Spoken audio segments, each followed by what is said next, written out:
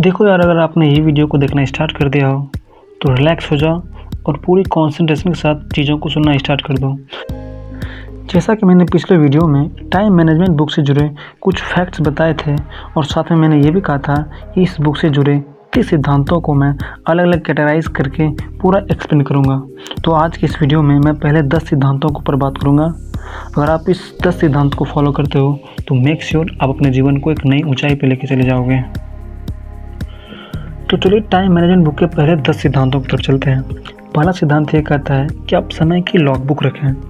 आप लॉगबुक अपने काम के हिसाब से या तो मिनटों में या तो घंटों में रख सकते हैं। जिस तरह से आप पैसों का बजट बनाते हो उसी तरह आप अपने समय का भी बजट बना सकते हो।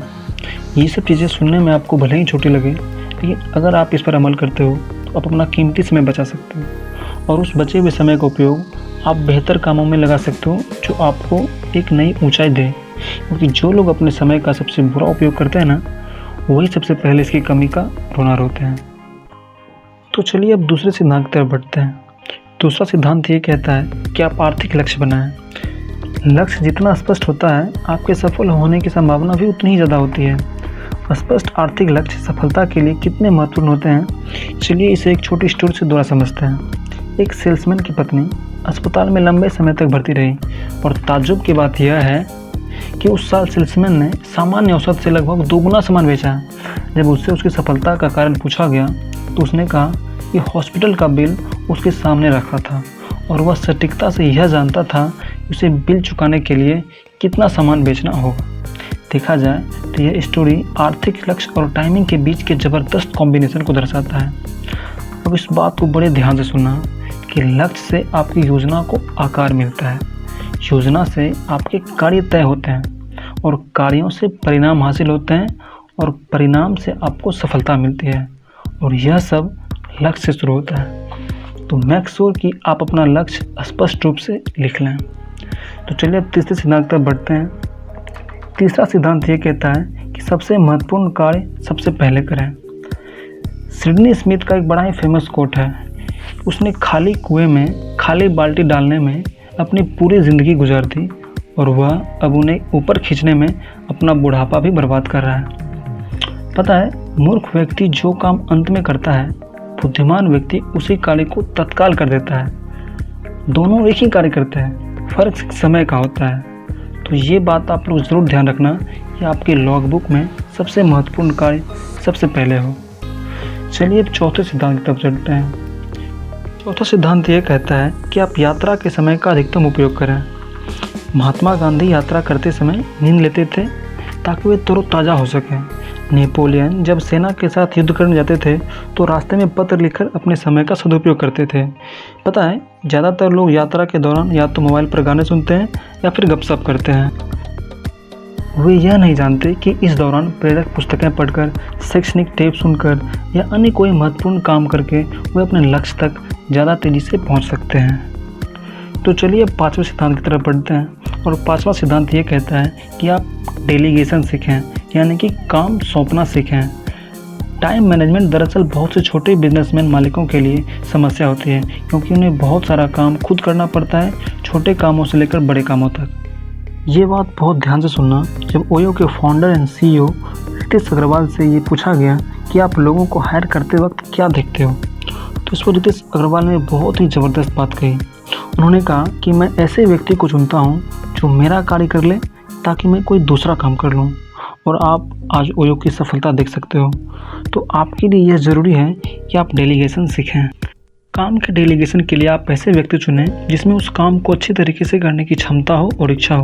फिर उसे बता दें कि उसे क्या करना है, कैसे करना है और कब तक करना है।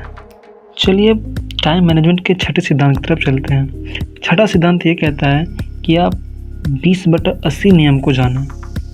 दरअसल पेरेटो का ये 20/80 नियम यह कहता है कि आपकी 20% प्राथमिकताएं आपकी 80% परिणाम देगी, बशर्ते आप अपनी 20% प्राथमिकताओं पर समय, ऊर्जा, धन और कर्मचारी को बहुत ही बेहतरीन तरीके से लगाएं। तो चलिए अब सातवां सिद्धांत की तरफ बढ़ते हैं। सातवां सिद्धांत ये कहता है कि पार्किंसन के नियम का लाभ लें। बेसिकली पार्किंसन का नियम यह कहता है कि काम उतना ही फैल जाता है जितना इसके लिए समय होता है। मतलब बिल्कुल साफ है, अब इसे थोड़ा ध्यान से सुनना।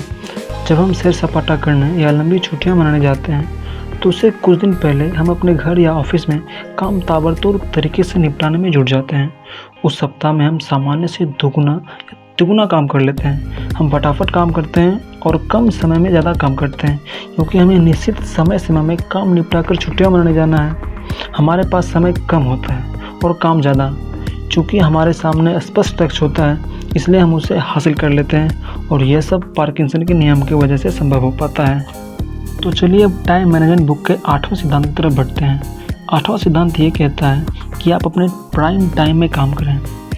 बेसिकली प्राइम टाइम का तात्पर्य यह है कि दिन के किसी भी खास समय जब आपकी ऊर्जा, विचार शक्ति, उत्साह और कार्यशक्ति बाकी समय की तुलना में अधिक होती है। सबसे महत्वपूर्ण यह है कि आप अपने प्राइम टाइम को पहचानिए। कई लोगों के लिए सुबह का टाइम प्राइम टाइम हो सकता है, किसी के लिए दोपहर का टाइम प्राइम टाइम हो सकता है और किसी के लिए रात का। कई बार आपने यह गौर किया होगा कि 1 घंटे में ही इतना कुछ हो जाता है जो आमतौर पर एक दिन में नहीं हो पाता। ये बात बहुत ध्यान से सुनना और याद रखना कि समय की मात्रा के बजाय उसकी सघनता और गुणवत्ता ज़्यादा महत्वपूर्ण होती है। तो चलिए अब 9वें सिद्धांत की तरफ बढ़ते हैं और 9वां सिद्धांत ये कहता है कि स्वयं को व्यवस्थित करें। अव्यवस्थित जीवन हमारे सामने कई छोटी मोटी मुश्किलें खड़ी कर देती है और समस्या यह है कि हमारा समय न चाहते हुए भी अनावश्यक रूप से बर्बाद होता है। जैसे किसी महत्वपूर्ण कागज़ का ना मिलना, किसी फाइल का ना मिलना, कोई भी चीज़ रख के भूल जाना और फ़ोन पर गैर ज़रूरी बातें करना। ये सारी चीज़ें लापरवाही और समय की बर्बादी का उदाहरण है।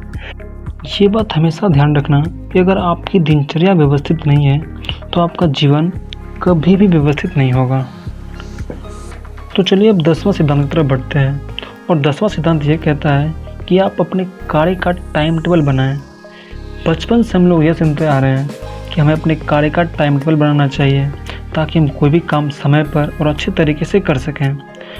टाइम टेबल बनाने में बिल्कुल भी देर न करें, क्योंकि बिना किसी योजना के जीवन जीना किसी ऐसे व्यक्ति के साथ बैठकर टीवी देखने जैसा है जिसके हाथ में रिमोट कंट्रोल होता है। पता है, टाइम टेबल बनाना हर सफल व्यक्ति का पहला गुण होता है। जो लोग छोटी छोटी बातों में उलझे रहते हैं ना, वे लोग कभी जीवन में बड़ा नहीं कर पाते हैं। मैंने इस बुक का लिंक डिस्क्रिप्शन में दे दिया है, आप वहां से जाके इस बुक को परचेज़ कर सकते हो। ये वीडियो अगर आपको अच्छा लगा हो तो आप प्लीज़ वीडियो को लाइक कर देना, और अगर आप किसी तरह के ऑडियो बुक समरीज़, बायोग्राफी को सुनना चाहते हो तो हमारे चैनल जस्ट रिलैक्स को सब्सक्राइब कर दीजिएगा और सब्सक्राइब करने के बाद बेल आइकन ज़रूर दबाइएगा। Thank you so much for watching. मिलते हैं नेक्स्ट वीडियो में।